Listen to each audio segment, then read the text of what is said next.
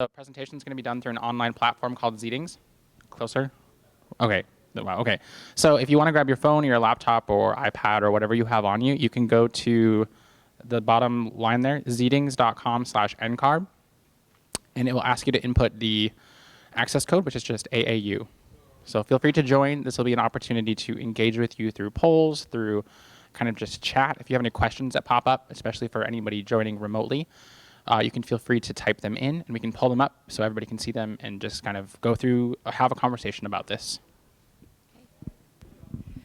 So normally we introduce the speaker before we have him speak, but Matthew wanted to make sure we were all on the same screen. So I want to introduce Matthew Fries as well as Tim Rada.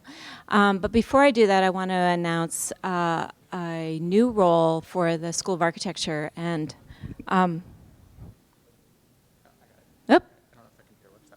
okay. With every announcement, we try and have an image. There we go. So I'd like to announce that as we're very excited to announce that Samina Satopkin now holds a role that has been held by me previously and also held by Mark Cruz. But Samina is taking over, I think, quite well aligned with her new role as our outreach coordinator and as a liaison to AIAS. So Samina is going to be the licensing advisor for the School of Architecture. This means that all students, graduate or undergraduate, who have questions about the path to licensure can start by asking Samina here in the school. Her email address is posted, aausamina@gmail.com. She would prefer that would be the email for questions regarding licensure. It's a good way for her to keep track of those questions. And she has office hours also to help students with any of their interests in NCARB licensing, with their questions about internships and community outreach. She'll be here on Fridays. You'll also notice that Samina's here on Mondays, Wednesdays, sometimes on Thursdays. So she is in the ARH 250 studio upstairs on the second floor in the back corner. But I'm really pleased to have her taking over this role because I think it's going to have a great amount of continuity now since it's tied in with the AIAS and it's tied in with our outreach. And I think we're, as a school, going to be able to do a lot more to support all of you moving into the profession and getting an even higher level of understanding about your opportunities. So on that note, I'd like to first thank Tim for joining us. Tim is from the California Architects Board, and for many of you who plan or find yourself staying in California, you are going to realize that Tim has a lot of information. Whether you're going to follow the path of licensure through the MArch, through the BArch, or through the four-year program, Tim is going to be able to answer a lot of questions, and you may want to make sure you have his email address and contact. Because we do have a lot of students who graduate with a four-year degree and then still continue to pursue their hope to become a registered architect. And that pathway in California is very unique because not all states are alike. And we also are very excited to introduce Matthew Fries. Matthew, I met very briefly at breakfast last summer at the Licensing Advisors Conference, where I learned more than I ever thought I would. It was the best conference I've attended in years because it was really all about you guys and all about how people who are graduating from architecture school are really moving ahead and becoming emerging professionals and moving ahead with their career and being supported by not only their academic background, but by the profession in general.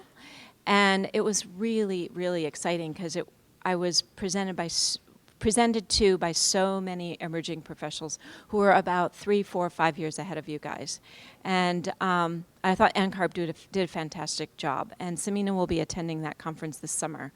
So Matthew is the outreach manager for education and experience. He's here to tell you a whole host of things about the resources available to you. And we will have a Q&A afterwards. I want to welcome the on-site students for joining us. I want to welcome the online students.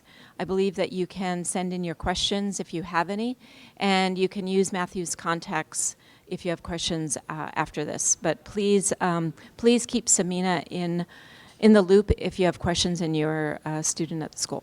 Thank you. Matthew. Yes, thank you for inviting us, and thank you for having us today. It's my first time in this university, so it's really cool to see it from the inside as well. So as I've mentioned previously before we get started, we're going to be doing this through an online platform called Zeetings. So you can access that through your phone, your laptop, your iPad, just through a browser. So go ahead and log in to zeetings.com/ncarb. You'll find that at the bottom of this main screen if you're joining us remotely. And then the access code for that is AAU. And again, this is just going to be a way for you to play along with us, I guess, as we talk about licensure, as well as being able to post questions on the activity wall. So if something comes up, I can see it on the screen here, and I can display that so that if you're joining us remotely, that's a really great way for you to connect with us as well. So I'm Matthew Fries, as Jennifer said, and I am the outreach manager for the National Council of Architectural Registration Boards. My role is to really visit all of the universities and the AIA components, really target as many emerging professionals as we can to make sure that you are on the right track, that you do find answers to those questions that you might have. And then Tim Rada as well is joined from the California Architects Board. I'll let him introduce himself. Yes, hello, I'm Tim. I've been with the California Architects Board for over 10 years now, and in my current duty, I work with candidates who want to become licensed all the way from the ARE process through the CSE until they're licensed. I will help and assist the process in any way I can. So now I want to know where you are all coming from. I'm just curious, you have the four-year undergraduate degree, the Bachelor of Architecture degree, and the Master of Architecture degree, both of which are the accredited programs, correct? So of those in the audience, I won't be able to engage as well with those of you joining remotely, but for those of you here, how many of you are in that undergraduate program? What? BARC, is that the accredited program? Yeah. So the BARC program, and then the MARC program? So is anybody planning on graduating this spring?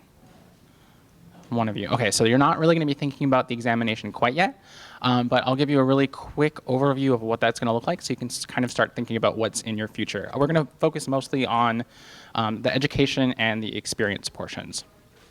So I just want to start out with kind of showing you the state of the industry, the state of the profession, with the kind of the number of architects that are currently licensed in the U.S. So if you look at the U.S. map, 110,168. It's a really small number. That's the number of architects in the entire country. If you think about the number of lawyers, 1.3 million. There's really one of us for every 12 or so lawyers in the country, so it's really prestigious. So congratulations on taking that first step. Hopefully you continue on that path to get that license. If you don't, that's okay. Having a license is one of the best decisions I've made, and I think it's really a good decision for you to make in your path, in your pursuit of architecture as a career. I want to give you a kind of an overview of where we fit into this soup of architecture. These are the 5 collateral organizations that exist to support your process, starting with school, with the AIAS, the American Institute of Architecture Students. That's really your role as students to bring advocacy to you, to your university, to your program, as well as just as the nation. I mean, Krish can attest to this. It's a huge opportunity to become engaged at a national level with advocacy. So I always recommend it. That's really how I got started, where I started things with the AIAS.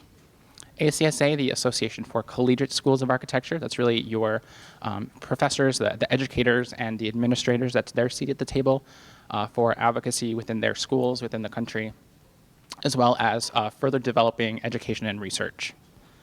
AIA, the American Institute of Architects, that is the professional organization for those of us who are licensed as full AIA members or unlicensed as associate AIA members. So when you've graduated, I absolutely recommend the next step after AIAS is to continue that pursuit and join the AIA.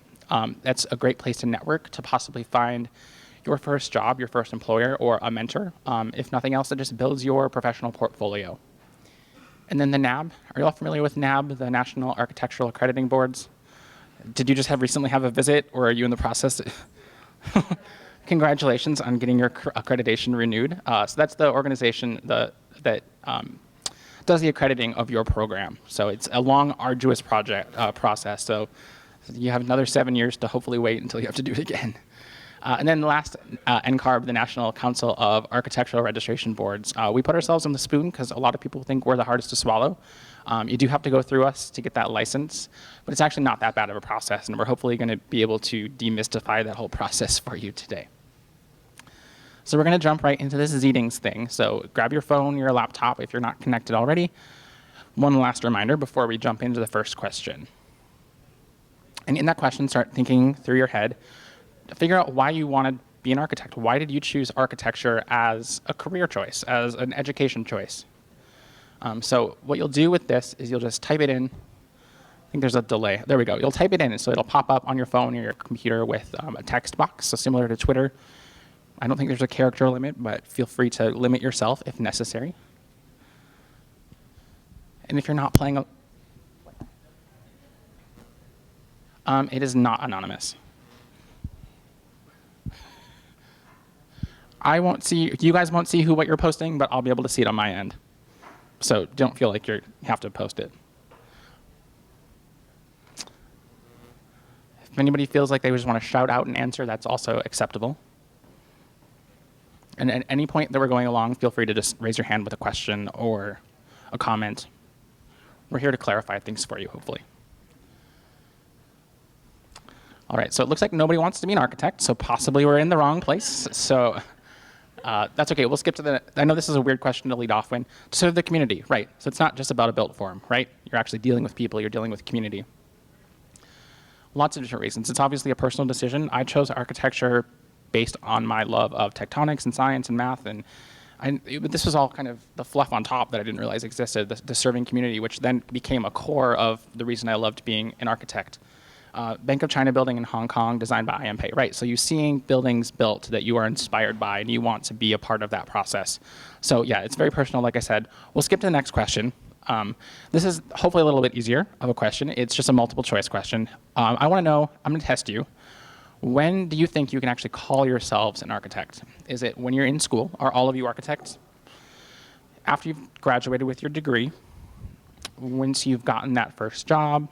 Once you've completed the ARE, the registration examination, or once you have a license?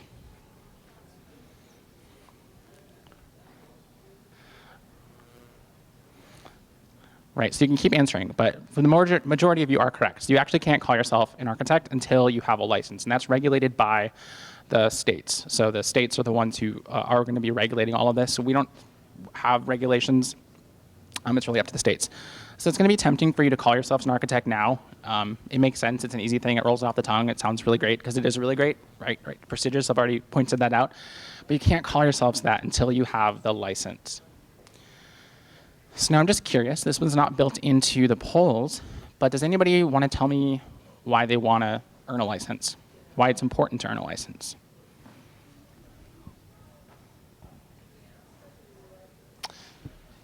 It's not in the poll, so you'll have to shout it out. You'll have to use your voices. Yeah, to be able to work.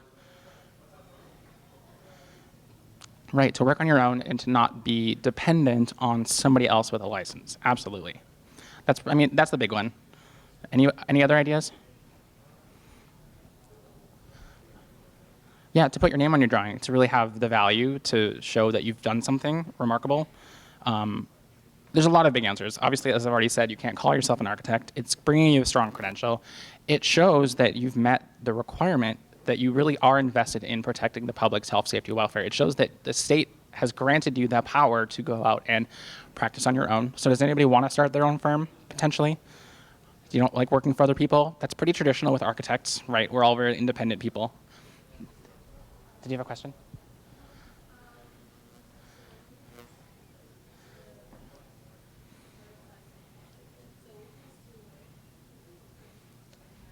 Yeah, so a license is really just going to give you these things. Nobody tells you that you have to have a license. You have to have a license if you want to build buildings, if you want to stamp drawings, if you want to be the owner of the project. But if you just want to go to an office and just work, you can work on those things, but you will be working for an architect.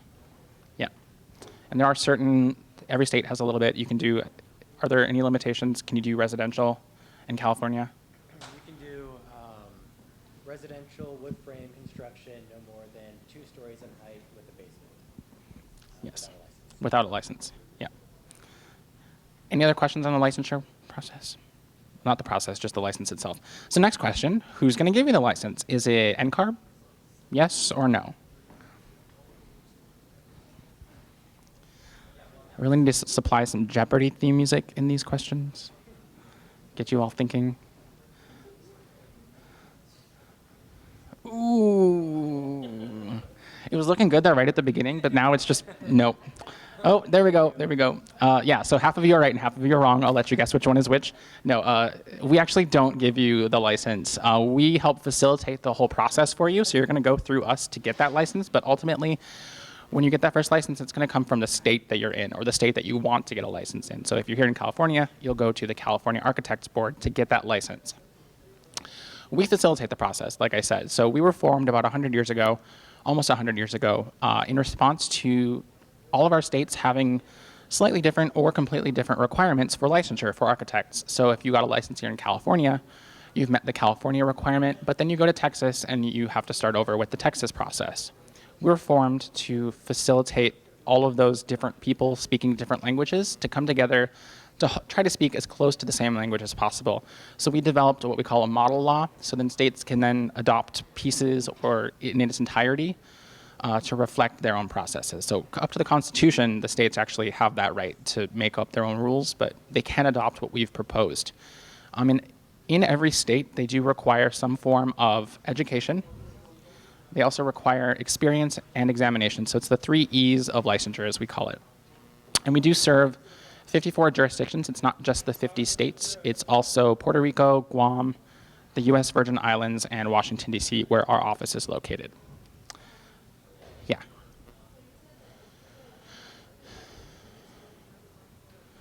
Yeah, so you can only practice where you have a license. So if you get a license here in California, you only ever want to work here in California, you only ever want to have projects here in California, that's all you really need.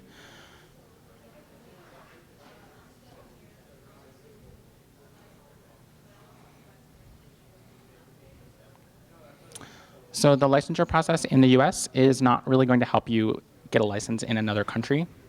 We have some close reciprocities with like Canada and Mexico, as well as Australia and New Zealand. But if you're not planning on staying in the US to get a license here, it doesn't really make sense for you to pursue a license here, if that makes sense. Yeah, absolutely. You can still study here. We're not going to kick you out. Yes.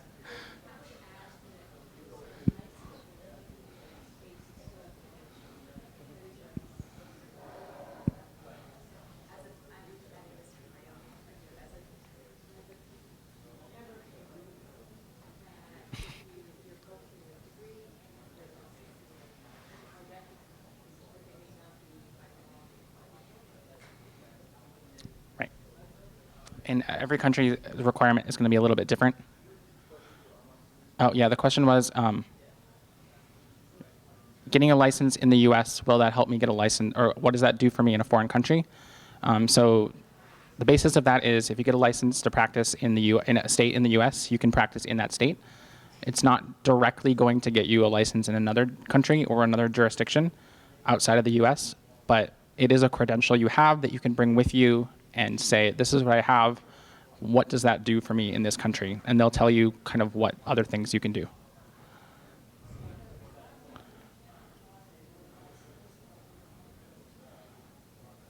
The question was, can you apply for a license on a student visa?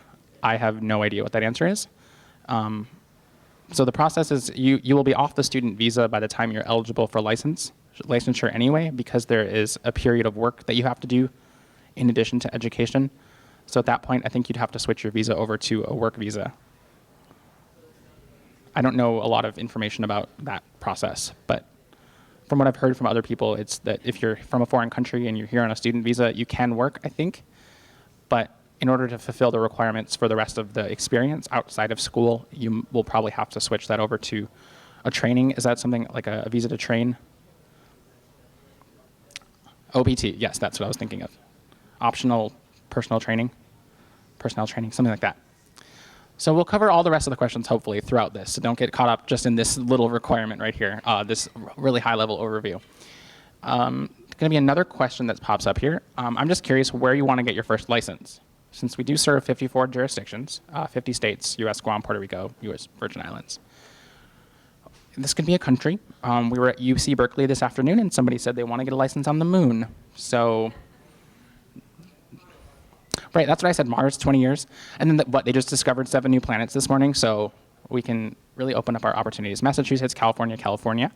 So it's funny being back in California because whenever I'm anywhere else in the country, the #1 response is always California. So I'm like, okay, then let's just go to California.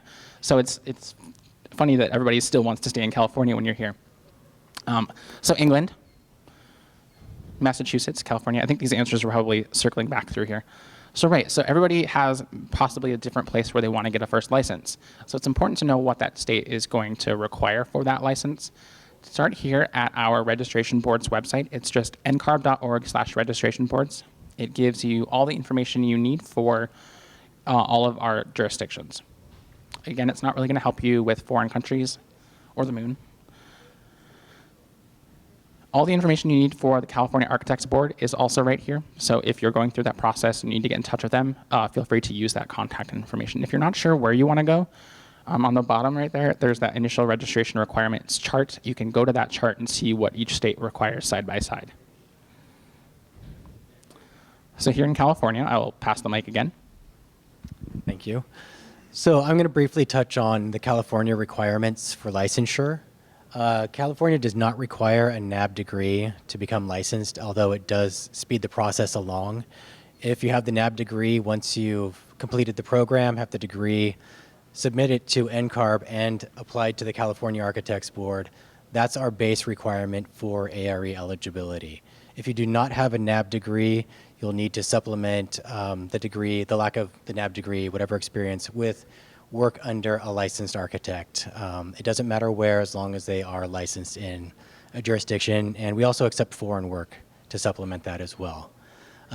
We do require completion of AXP, which does not have to be done before taking the ARE. We get this question a lot. Most of our candidates will complete AXP while they're finishing their examinations. And in California, we have a final examination called the California Supplemental Examination, which can only be taken after the experience and examination and education portions have been fulfilled. The California Supplemental Examination is based on California-specific scenarios, rules, and regulations. It's the practice of architecture in this state. And once you have passed that, hopefully you'll be printed an application for licensure at the website or at the examination site. So that's it in California. It's pretty simple. We try and get people the results as quickly as possible. And if you have any questions, there's my contact information. Feel free to call me or email me.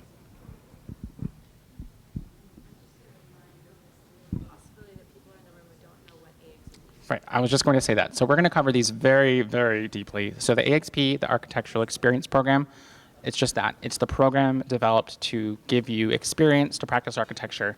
And then the ARE is the Architect Registration Examination, which is the examination which then tests you on all of those skills that you've gained in school and in practice. Any California questions specific? If not, we can definitely hold those off till the end. Excellent. It's pretty similar to what we require. From the NCARB level, we recommend getting the degree from the NAB program because that will open up all 54 jurisdictions. If you don't pursue that degree, if you just leave after your 4 years, great, you can get a license here in California. There are 15 other jurisdictions that allow you to get a license without that degree. But we always recommend stick it out, get that NAB degree so that you can go ahead and get a license really anywhere you want in the country. How many of you actually have started your NCARB record? You've paid the fee, you started reporting experience. One person.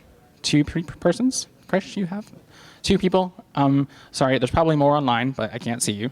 So we'll give you the benefit of the doubt there. So if you don't have that ready, if you're not actively gaining experience, if you're not working, if you're not doing anything about anything that I'm about to tell you about, you don't need to go out and pay that fee. You don't need to go out and start your record, but definitely start the account. The account portion is free. You do both of those by going to our website, ncarb.org. Just click the login to my NCARB button. You'll create the account first. When you're ready to then make that a record, you'll pay the fee. So the initial application fee for the record is $100. and you'll get 1 year of service with that. And then every year after that, it's an $85 renewal fee. So like I said, don't start that until you're actually working.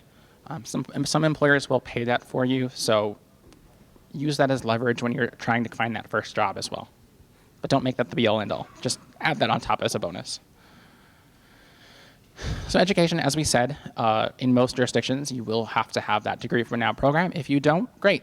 Find one of those jurisdictions where you don't need that program. If you're in that situation, feel free to check out the education guidelines on our website, kind of figure out where your non-accredited degree will fit into your path to get a license. See what your options might be now and what your options might be in the future. So Experience, the Architectural Experience Program. Has anybody heard of AXP? Has anybody heard of IDP? A few more of you. Well, it's the same thing. So we just redeveloped it last June. We changed the name. We got rid of the word intern because it was the intern development program. We weren't developing interns. You're not interns. I was not an intern. I was getting paid because that's a requirement. I was not getting my boss's coffee because that's silly. We got rid of the word intern out of all of our programs. We also changed what the program looks like from a structural look at it. We kind of rearranged how you're reporting and what it's all about. So at the core of this program is the idea that you're building your competencies to practice architecture on your own, because that's the idea, right? When you have a license, the state says you're competent. You can go out and practice on your own if you want to. So you really need to start building these skills while you're practicing under the direction of an architect. So this is just a screen cap of the AXP guidelines alongside with one of those 6 areas that you're going to be reporting your experience in. So this is the practice management section. Built into this is a series of tasks that we've identified through our practice analysis, which was a survey of architects all across the country, as the things you really need to know, the things you need to be able to do competently to go ahead and practice architecture. So it's not just about dumping hours into your report. It's not about taking your timesheet and just plugging it into our system. It's really about building those skills to practice. So where you can do this, kind of 2 different ways you can gain experience. The first is that there is a requirement that you work for an architect who is licensed in the US or Canada. So the minimum requirement for this is that you work 1,860 hours. So it's about a year's worth of time, if you think about it that way. The whole program is 3,740 hours minimum. So just about half of that minimum has to be under the direction of an architect licensed in the US or Canada. And as I said, this does have to be a paid opportunity. We can't do any unpaid internships. It's first of all illegal because the federal minimum wage is a thing, but also because you're doing exactly what your neighbor's going to be doing, and they're getting paid, right? And your firm is getting paid for the projects you're working on, so you need to get a cut of that at least. We always say fight for more than minimum wage, fight for as high of a value as you can bring it. Just keep that in mind. Any work experience that you're doing does have to be a paid opportunity. Yeah.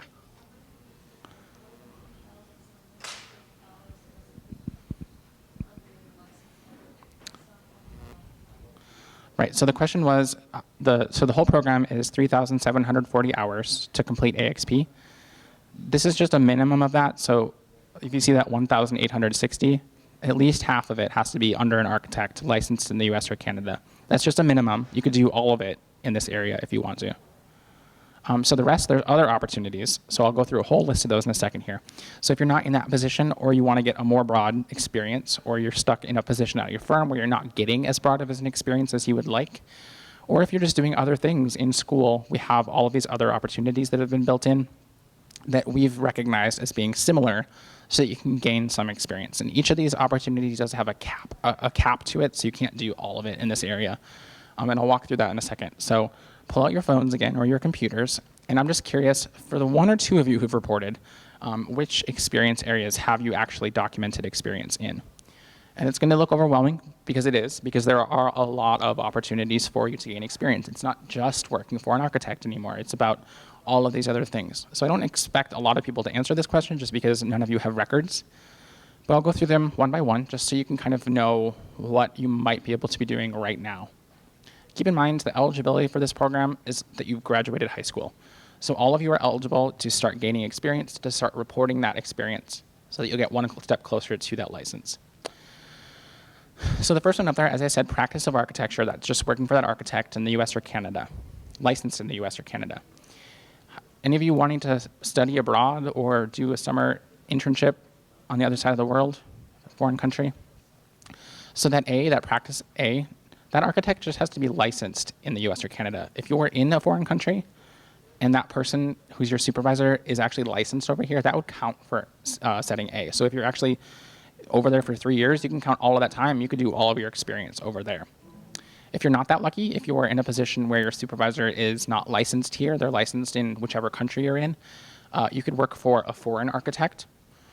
You can also work for a professional engineer, structural engineer, electrical engineer for a certain period of time. Yes?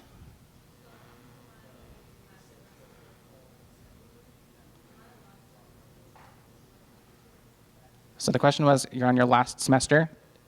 Anybody who's graduated high school can gain experience. Yeah.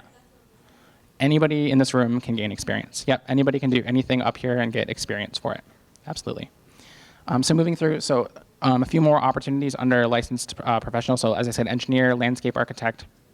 If you're working for an architect, but you're not actually practicing architecture, so if you're doing like consulting, green design consulting with an architect, but you're not actually building anything, you're just working with another architect, that would count. Did you have a question again? Yes. Yeah. Other things like design or construction related employment. So if you're working for like a contractor, you're processing shop drawings, again, something that's related, but you're not under somebody with a license, possibly like a contractor or something else similar to that. Or even working at Home Depot in like the kitchen cabinets department. So you're designing, but you're not doing architecture necessarily. Also working for like an interior designer. Yeah.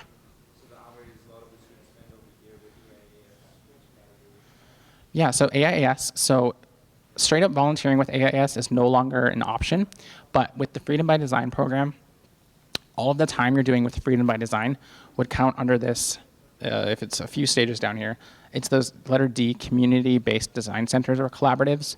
So those are nonprofit 501c3 organizations like Habitat for Humanity and Freedom by Design that are design-related, nonprofit, and you're volunteering and you're gaining the design skills and the project management skills. So anything you're doing in that would qualify. Yeah. Yes, we'll cover that in the reporting requirement in just a second. The question was about previous experience and can you still count it? So moving still down here, design competitions. So anything non-academic. So if you're working at a firm and you're working on design competitions or it's in your free time, as long as you're working with an architect on them, you can count all of that experience. Doing a site visit with a mentor. So if you're involved with the AIA or anything not related to your job where you're going out on a site with an architect, that would count as construction and evaluation experience. And then these last two are new opportunities that we added last June. Construction work. So if you're out working on a construction site, building buildings, laying flooring, anything associated with you building a building or doing some sort of construction counts. And then the last one is AIA continuing education. So any courses you attend that satisfy the health, safety, welfare designation, you can count that experience now for AXP. Any other questions on any of these opportunities? There's a lot of them. And again, we did that on purpose so that you can get a really well-rounded experience in a lot of different avenues. There's a question on the screen here. Let me see if it'll pop up.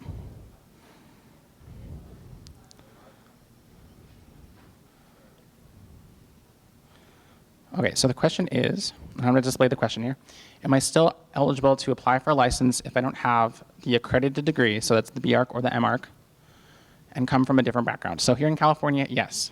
As Tim said, without that degree, you have to meet the education equivalent, correct? Yes, Supplement your education with work under an architect. So go to the California Board's website and read all about that. It's not going to help you in some states, but here in California, yes, it's definitely an option to not have that degree. So when you're reporting, when you're working in those opportunities, you're going to be reporting in 6 different experience areas. So this is, again, to help you get a really well-rounded experience. Practice management and project management are kind of the 2 big picture ideas, things you'll do on a day-to-day, week-to-week, month-to-month basis, things that get sprinkled into your projects. And then programming and analysis, moving across the bottom through construction and evaluation, that's really how a project moves through. So starting with The programming, think of it as obviously the programming, the schematic design, and then moving through until a project is finished being built, all the way through substantial completion. Each of these does have that minimum requirement of hours. So you'll see like practice management has the requirement of 160 hours. That's the minimum that you need in that category. The total, as I said, is 3,740 hours. So all of those add up to 3,740. But keep in mind, this is based on what you're doing and those tasks that you're doing while you're working. So even if you do hit 160 hours in practice management, if you're not competent at those 16 tasks, you're not technically done with that. You need to keep working. You need to have that conversation with your supervisor to help get more skills, to help build your competencies to practice in that area. So as we said, for NCARB, in the eyes of NCARB and the eyes of California, completing the AXP, so I'm going to go back one slide, this means you satisfied the experience portion. Some jurisdictions have additional requirements, and it's kind of a throwback. About 2 years ago, the IDP was that 3740 as a core set of time that you needed to work, plus an additional requirement of 1,860 hours in anything. So it's about an extra years of time in what we call elective credits. Well, we streamlined that. We got rid of the elective credits because we realized you've already built the competencies in the core hours. Why are we asking you to do an extra year's work? We streamlined that. Most of the country streamlined that. Anything that's solid blue, same as us, as long as you've completed AXP, you've met that state's requirements. If it is a gray state, they're going to require that additional 1860, so pre us streamlining the program. If they're dashed, no matter how quickly you move through with the other requirements, they're still going to require that you work for 3 years. So this is important. Pretend we're in Virginia. Meet Virginia's requirement, because Virginia has the most strict, I guess Indiana as well, Indiana, Washington, Virginia. Pretend like you're in one of those 3 states, because as long as you've met that state's requirements, you've met California's requirements, and you've met everybody else's requirements. A lot of you don't know where you want to get a license. I started in North Dakota. I got my degree in North Dakota. Dead set on getting my license there. Well, my career changed and I moved to Texas. Got my license in Texas. Now I'm in Washington, D.C. So we all have to pretend like we're mobile and know we're going to be mobile. You might meet somebody on the other side of the country and they might bring you to New York.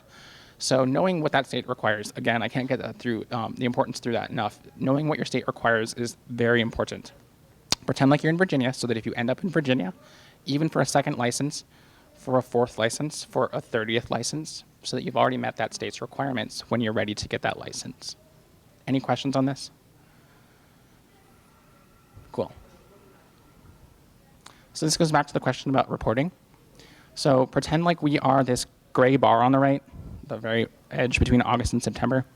Anything today, back, that you've done in the last 8 months, you can report for 100% credit. So report it now, you'll get all the credit for it. Anything older than 8 months, but within the last 5 years, you'll get 50% credit for. So this just comes down to the accuracy and you knowing what you're doing. Does anybody in the room remember what they had for breakfast like 3 months ago? No, I don't know what I had for breakfast yesterday. You don't know what you're going to do in the office. I have no idea what I did in the office 4 years, 9 months ago. I can probably look at a timesheet and see that I was working on a specific project, but that could have been in construction and evaluation. It could have been in programming and analysis. I don't remember what that phase was. So we've identified that, hey, you were there. You can prove that you were there. Your supervisor can attest to that you were there. So report that experience, but you're only going to get half credit for it. This just kind of influences and makes you report timely so that you can get through the program more quickly, so that you're not just like dragging your feet on it. So keep reporting, report frequently, report often. You can report up to 6 months of experience at a time. You can report a month at a time. You can report 2 weeks at a time. I always recommend maybe 1 to 2 months, because then you can have a conversation with your supervisor and let them know your progress through the program. So speaking on progress, did you have a question? Yeah. The best way to report. There are 2 ways to report. That was a perfect segue. Thank you. You must have been at my earlier lecture. No. So there's 2 ways to report. The most traditional is to report through your NCARB record on the left. So this will be on your computer browser. So after you've created your record, you'll get access to this, the Experience tab. When you go in, you're going to have to just fill in the information about your supervisor, where that person is licensed, if you're working for an architect, what their licensure number is. So you'll have to have that conversation with that person to get some of this information. And then you'll just go through and you'll submit that I did 50 hours in construction and evaluation this period. I did 60 hours in practice management this period. So you'll document it through that version. This shows your progress. So on the left, you'll see your progress on your computer. On the right, we have an app as well. It's just free to download from the Apple Store or the Google Play Store. It's just another way for you to quickly upload a report on the go. I didn't use that to report, but I used it to track my progress. My supervisor, we're at a very large firm. He was one of the principals. He was really hard to track down on a one-to-one basis. We're always in project meetings together, but there were 30 other people in the room. On a construction site, though, I could quickly pull my phone out and say, hey, Eric, like, I only have 56% of my construction and evaluation time finished this year. What can I do? Can I stay late tonight on the site? Can I come in a couple hours early tomorrow? So this is just a good way to track that and to really use it as leverage to have a conversation with your supervisor. Did I answer your question? I don't have like a play-by-play. Our systems are really intuitive now, so once you log in and you start playing around with it, really makes sense.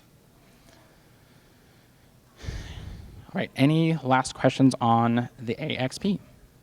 There is a quiz after this, so hopefully you've been paying attention. There's no quiz. I promise there's no quiz. Yeah.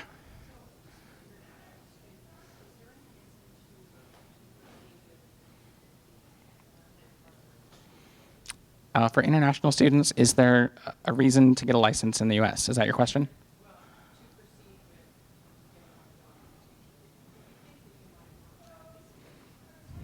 Yeah, if you ever think you want to come back to the US, ever, I would absolutely recommend reporting your experience now.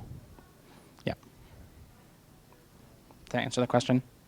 Right, because lives change. I got my license, but I'm not practicing now. But I still have my license. We were chatting about this on the way over. I have it in my back pocket, so the day I ever want to go back to practicing architecture, I can just pick it up again and be able to move forward with it. I'm a big dreamer. I always say pursue your goals, even if they change. Just go for the biggest, highest thing you can attain and go for it. If it changes, it changes.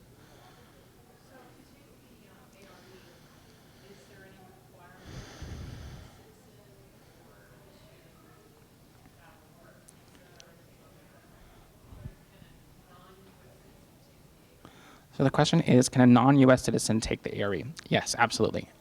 We do ask for your social security number. In the case where you don't have one, you'll just use your tax ID. One of my coworkers, Patricia, just had a baby yesterday. Congratulations to her. She just got her citizenship like 6 months ago, and she's been licensed for 4 years in 3 different states. So it's absolutely possible.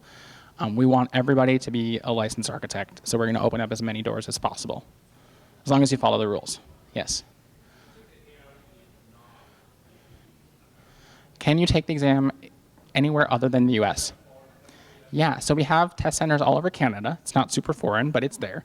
And we also have a test center in London, Abu Dhabi, and Hong Kong. Just if you're working remotely, you don't want to have to travel back and forth. Yeah.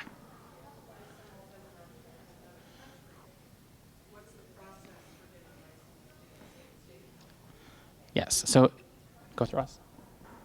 Okay, so the best option is to go through us again, because then you'll be eligible for more than just California. We have a new certification alternative for people with a foreign license. So in that case, they will, instead of having to do the education here, and they won't have to get an evaluation from the NAB, they will send us their transcript that's been translated into English from their university if they're in a country with a registration authority. So there are some countries like Sweden that don't have an NCARB equivalent. Those architects are not eligible for this path.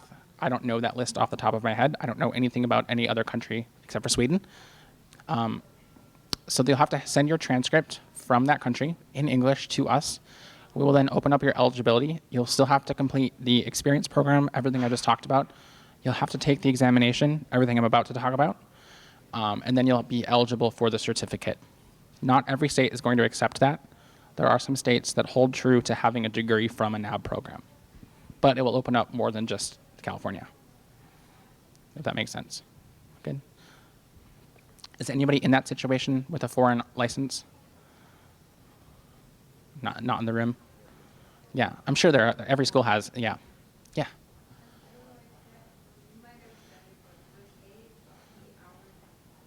No, so the AXP hours do not expire. As long as they're submitted, as long as your supervisor has approved them, they won't expire. So I'm going to go back to just a couple different scenarios with this. So with the reporting requirement, So there's kind of a few different stages where your experience can be in when you're reporting it. So when you go into your record, you build out a report, so you're starting to add things to it. If you're not ready to submit it at that point, you can just save it. You can come back to it later. Saving the report does not lock it into this. So if you save it today, you come back in 6 months, you're going to lose some of that time because you haven't submitted it. So I recommend submitting it, not saving it. Submitting it will lock you in. It'll go to your supervisor. Your supervisor can take as long as they want to report it. Hopefully, they will do it timely. Have that conversation with them. They will approve it, and you'll be locked in. Or they can return it back to you for edits. So if you've reported that you've worked all this time in construction and evaluation, but they're not comfortable, they don't think you actually were doing that, they want to have more of a conversation, they can send it back to you for edits. You can edit it, but you're still locked in from that day you submitted it. So even if it's 3 months later, you don't have to worry about this. Yeah.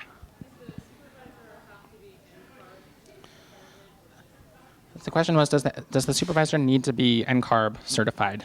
No. Anybody can be a supervisor. If you're working for an architect, that architect does have to be registered in the US. It doesn't have to be in the state you're in either. If you're working for an architect who's registered in Virginia, but you're in California, that's okay. They will have to create the NCARB account, though. That's the free version. When you submit your experience report to that person, they'll get an entire email walking them through how to create that account. But a lot of these people are not going to know what NCARB is, what the AXP is, so it's really up to you to have a good conversation with them. Even at that first job interview, I always recommend asking what that firm is going to do to support your pursuit of licensure. Who's going to be your supervisor? That's a good question to ask as well, because then they're going to have to start thinking to make sure that somebody's going to be there to help train you. Was that question good? I know there's a lot of NCARB is really difficult because there's always so many different scenarios for so many different people. And like I said, we want that to happen. We want everybody to be able to get onto a path. So we want to make sure there are different avenues for every situation. Oh, you're right. There is a question online. Thank you.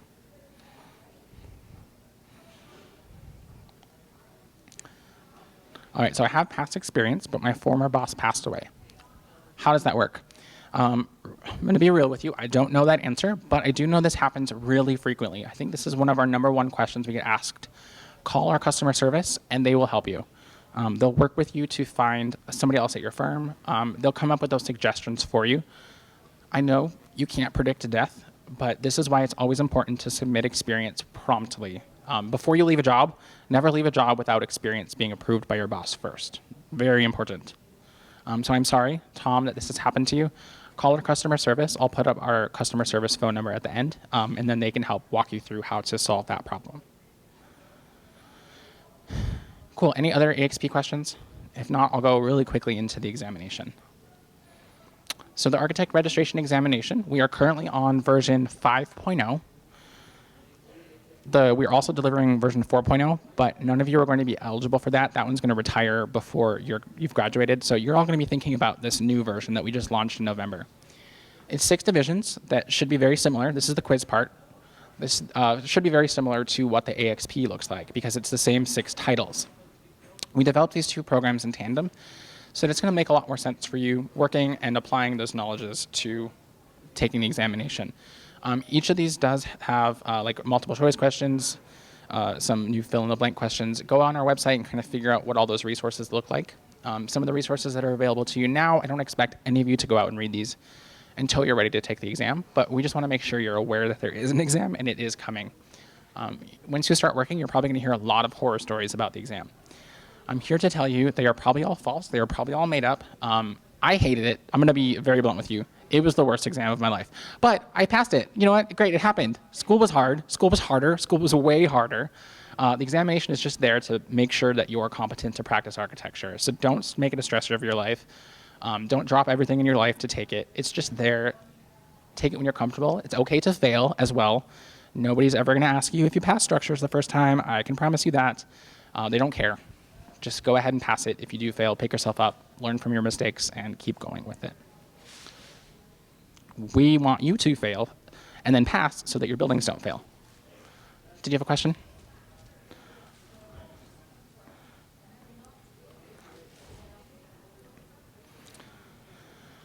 So the question was, when can you take the exam? So AXP and the exam don't have anything to do with each other in this state. You can do the experience anytime. So it's hard to do this with just one hand.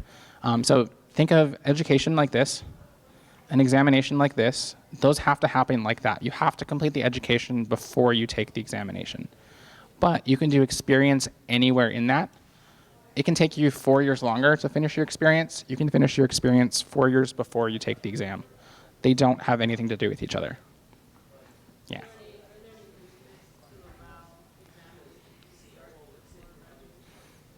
Are there any movements to allow examination before the completion of the education requirement?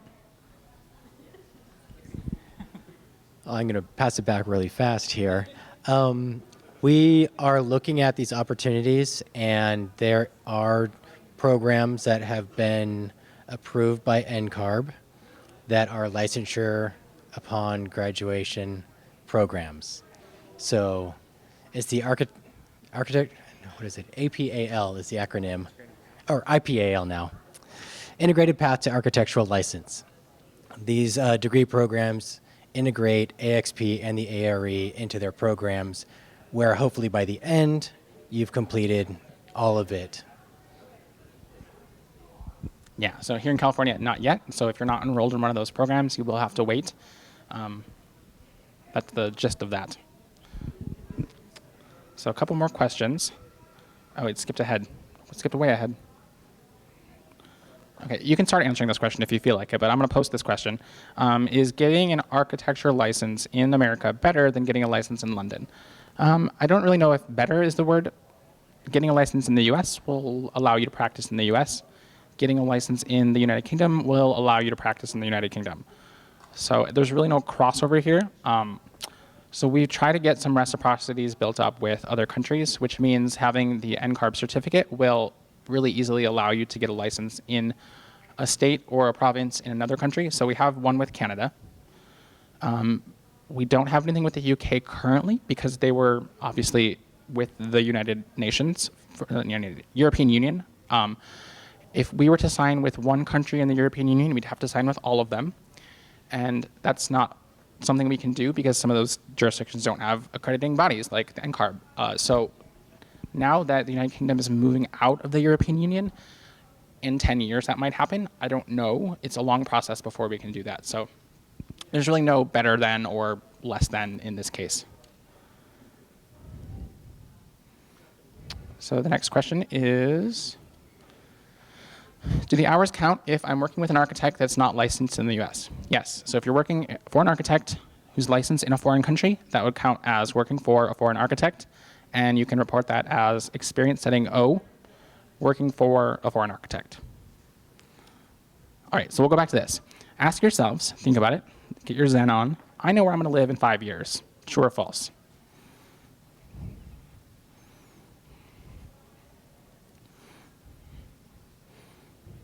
There's no right or wrong answer. Wow. Okay, so there is a wrong answer. No, I'm just kidding. So the polls are coming in. So a majority of you have no idea where you want to live in 5 years. Okay, think a little bit further, double that. How about 10 years? I know where I'm going to live in 10 years.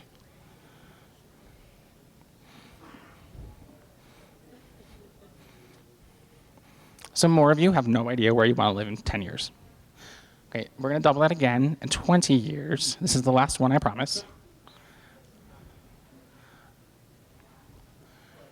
Right, so absolutely no idea. No. So the important thing here is to realize that you need to be mobile because you have no idea where you want to live. So the idea of mobility comes out with the NCARB certificate. And what that is, it means that you've met the national standard for a license as developed by NCARB, and that you have a certificate that you can then apply to get a license in another state, or Canada, Mexico, Australia, New Zealand. And the process for that, very similar to what I've already talked about, but the one difference is that you do have to have that degree from a NOW program in this case. You will have to complete AXP, you'll complete the examination, you'll get a license. At that point, you'll be eligible for the certificate, which when you want to get a second license, when you move across the country, or when your firm needs to get a second license in Oregon or Utah, you have that ability to be able to get that second license. I'm going to close with some of your best resources for your path to licensure. So the Architect Licensing and Advisors community, this is a series of individuals throughout the country that are really there as our arms and ears when we're not able to be there, so that when you do have questions, they're here for you. As we said at the beginning, Samina is the new appointed educator as a licensing advisor. We do have opportunities for students. So if your AIAS chapter is interested in starting that program, you can appoint somebody as a student. The state of California has 2 advisors based out of Northern California, Southern California, and then we just have them all over in firms and other AIA components for you when you run into them. We also have our blog, just blog.ncarb.org, and that is where you go for kind of stories about other people who are going through the process or who have gone through the process, to kind of hear about any roadblocks they may have overcome, how they celebrated, and how they they want to share their stories with you so that you can follow in their footsteps, as well as we just give some program updates, tell you about what's happening with AXP, ARE, just in the profession. And then I'll just invite you to join our conversation. We're all over social media except for Snapchat. If you can think of a 10-second story that does not bore the living daylights out of you, please let me know. Otherwise, it will just be me being silly on Snapchat. So if anybody has not heard about Krish's Snapchat story from New Year's Eve, feel free to ask him later. Sorry to put you on the spot. I do love Snapchat, but it just doesn't work for licensure. As a reminder, if you do have any questions specific to NCARB, contact our customer service. Anything to do with getting a license here in California, contact the California board. And any rants, raves, late night studio jams you want to tell me about, feel free to contact me. Feel free to keep posting questions online on the app, or let me know if you have any other questions.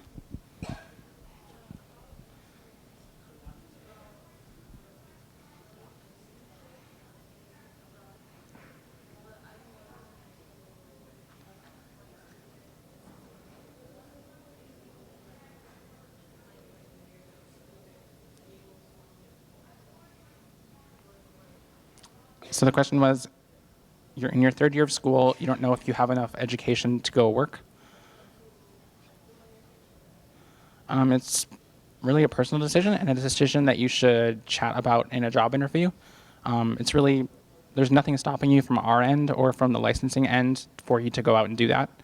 The reason we opened up the eligibility that all you need is a high school degree in order to do that is because some people just go right to work. States like New York, if you work for 11 years, 12 years, you don't have to go to school. You can get a license. And I think that's really important because a lot of the skills you're gaining are skills you're gaining in school. I mean, in school, school and in the workforce. So it's never too early. It's just a good conversation to have with your interviewer. Yeah. Switch here. What's the second question? Yeah, so anytime that you have a job, whoever your supervisor is the person you'll submit your experience to. So there's never a point where you designate a supervisor. So say I work for 3 months and I work for one person, I'll submit that 3-month chunk to that one person.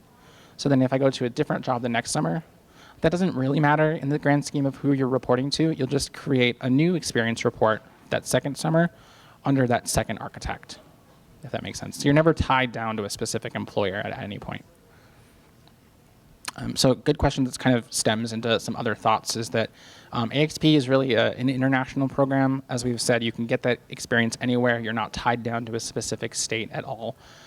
With the examination, in most cases, in every case, you're going to have to let us know which state you're planning on getting that first license in. So you're doing your experience. You've reported your education to us by sending your transcripts in to us. The time you're ready to get the license, you'll go in, you'll select California. You'll then apply to the board, make sure that you're eligible to take the test in California. They'll open up your eligibility for you then to go in and take the exam.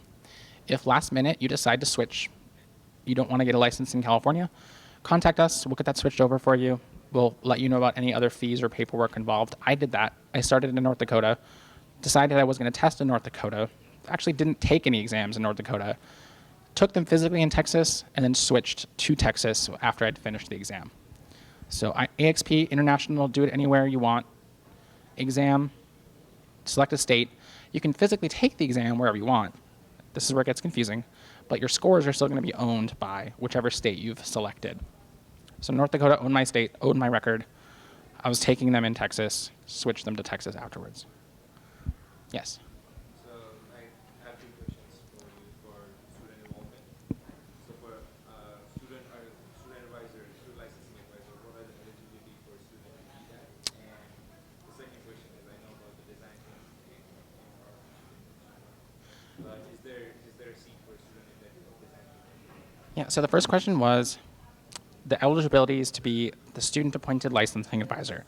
So there really aren't any requirements. What we recommend is for somebody who's already started the record, is gaining experience, is familiar with all the systems and all of the programs so that they can talk intelligently about it. I took the position, honestly, I took the position for the state of North Dakota before I'd even started my record, but that helped inform how I was going to do that job. So if you're not quite there yet, or if you know you're going to be starting your NCARB record soon, it would definitely be a good thing for you to do. I selfishly took it because I wanted the resources for NCARB from NCARB to help me do my own experience. And the second question was, we do have what's called the think tank, and it's individuals who are not yet licensed that come together, 12 from the country, that come together every year to chat about things happening in licensure, to come up with new ideas, to really blue sky things. I don't know what the eligibility is for that. I think you just can't hold any leadership positions in AIAS or anything like that. We want those new voices. Those of you in AIAS, we already hear you. You can already bring all of your thoughts to us. So it's usually just the people who've never had their chance for their voice to be heard. And that's where that group comes from. Kind of adding to that, as kind of like a younger AIS chapter that you started, what could be our first step into maybe giving ASP hours or is there anything else we can talk about? Yeah, so the question was, for AIAS members, how can you really promote the idea of gaining experience, AXP? So two things kind of come to mind. Well, one thing, I lost the first thing. The first thing would just be site visits with mentors. So you can partner with AIA, or if you have an architect on staff who can take you out on a site visit, as long as it's not for school, as long as you're not getting academic credit for it, that person can then sign off as your architect mentor.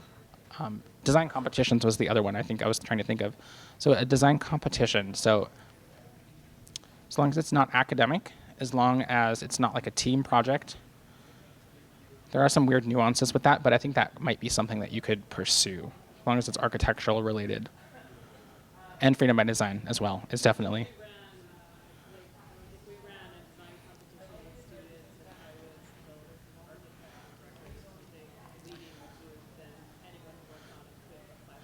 I think so. That's definitely something we should chat about, because I don't know if it's like a group project, as long as you're not getting academic credit for it, right?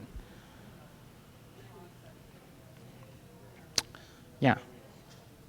The question was, if you were to hold an AIS design competition or something like that, you can't form your own design competitions. It has to be something you enter from outside that's still architectural related. Can the AIS tag along with that and use that as experience for AXP? And I think the answer would probably be yes, as long as you're not getting credit for it, as long as you're not being paid for it. I think so. I don't know, unfortunately. I don't know if it's individual or group, but we can definitely look into that as an opportunity.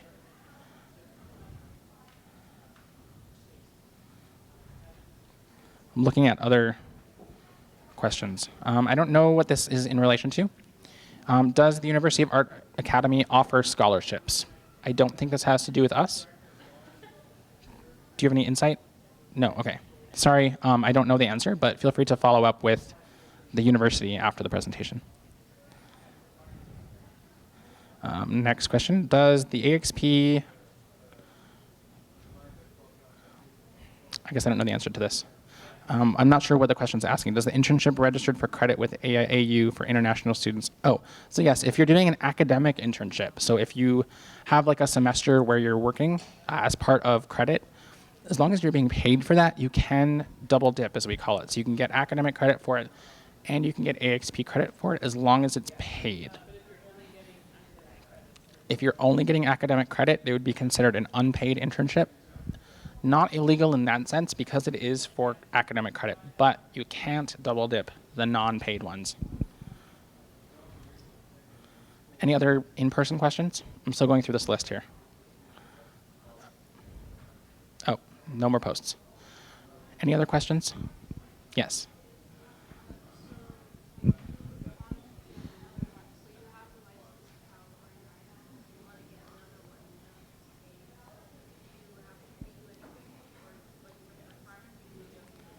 So the question was, when you get a license in one state, do you have to do anything additional or change anything to get a license in another state?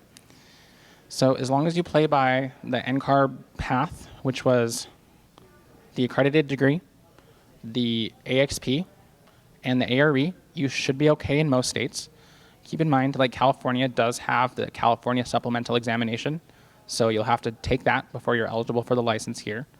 And if you remember with AXP, the map with the countries that were gray, or the states that were gray and dashed, you also have to meet that state's education or experience requirements. So it's not a one-for-one.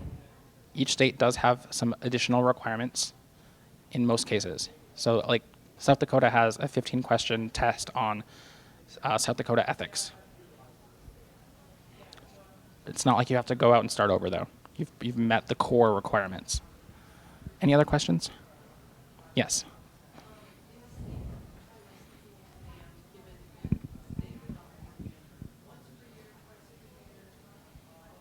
So the architect registration exam, our exam, you can take that anytime there's a seat available at Prometric, which is just a test center. They're available most weekdays, sometimes Saturdays, Sundays. You can schedule them all in a week. You can schedule them all in 7 months. Yep, so it's really flexible now. There are some weird, if you fail a division, you have to wait 60 days to retake it, but that's the only caveat to that. And the California Supplemental Examination is a computer-based multiple choice examination. It's not through Prometric, it's through a different computer vendor, but it's offered throughout California as well as in other states throughout the US. And it's called PSI is our examination vendor. But it's similar to the ARE in that aspect.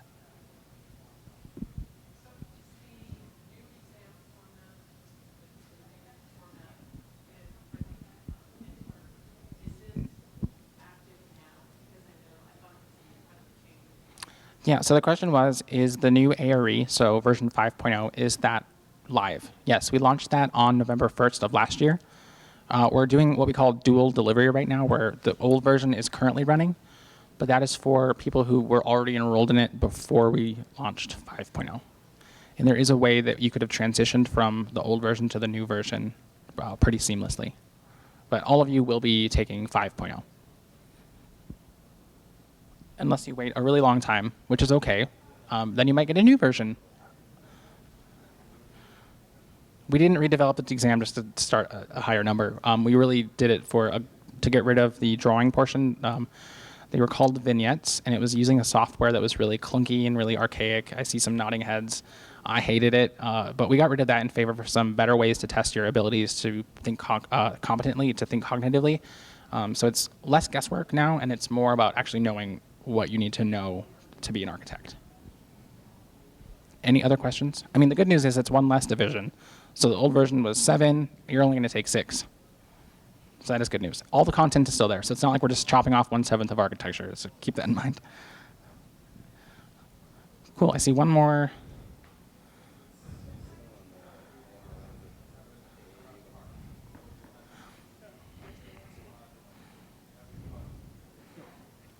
So the question is, what's the best way to prepare for the ARE, in my opinion? So it's definitely going to be an opinion. NCARB, unfortunately, cannot give you a direction on this, but since I took the exam, I can pretend like I don't work for NCARB right now. Anecdotally, I scheduled each division about 1 month apart. I would plan to take one, so I started with structures because I knew I was going to fail structures. I started with structures, and I studied. A week before, I would schedule the next exam so that even if I did fail, I was committed to taking the next exam. So it's really about making that commitment so that you don't stop. The number one reason people stop taking the exam is because they fail a division. They can't pick up that momentum again. So I kept the momentum going, knowing that I had to keep going. I used a lot of the third-party prep materials, so things like Ballast, which is a vendor, as well as Brightwood. It used to be called Kaplan. So there's a lot of those resources out there. I mean, I learned a lot in school. I learned a lot in my office. A lot of that was just the basic skills that I needed to take the exam, because that's really what we're testing you on, is your ability to practice, not the ability to read a book and apply that knowledge. Any other questions? You guys are full of questions. Excellent. Well, thank you again to the Academy of Art University for having me, and thank you for all of you joining in person and remotely. Best of luck. Go start your account, please. Go start it right now. So thank you.